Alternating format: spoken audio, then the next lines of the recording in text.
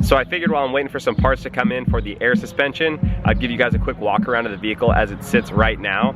Like I said in the last video, there are a few changes that I've done, but I haven't really documented. So I'll show you what I've done. So the biggest change you'll notice on my car is I got new wheels since the Advanti Storm S ones that I had before.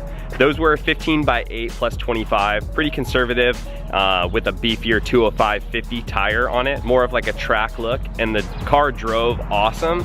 But ultimately I knew I wanted more of like a stance aesthetic. I'm now sitting on a set of Work VS XXs. These are my first real wheels, if you will.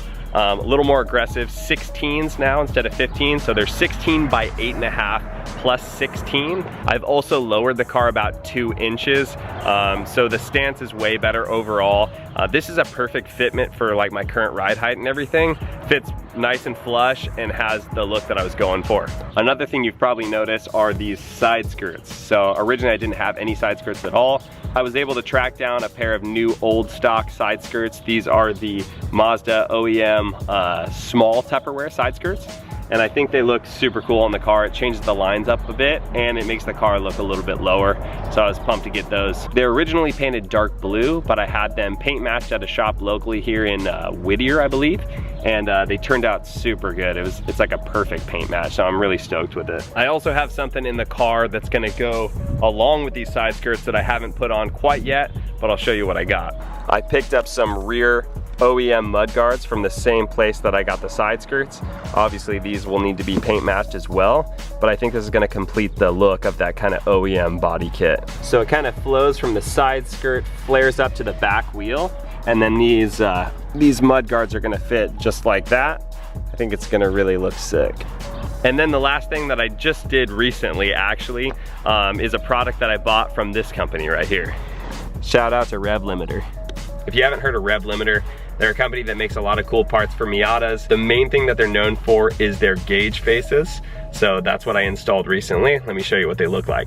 There they are. I think that totally transforms the look of the interior. It's definitely a driver's mod, something that you see every day. So these are really cool because the stock faces are originally kind of like an off-white, which I think they look pretty cool, but obviously this design looks way cooler to me. And if you notice the zero position on the tach and the speedometer, it now starts at the top rather than at the bottom. So as you rev, it actually goes down the circle rather than up. So let me turn on the car so you can see what I'm talking about. It's definitely a cool little change, something you're not used to seeing. So it switches up the look a little bit. Give it a couple revs.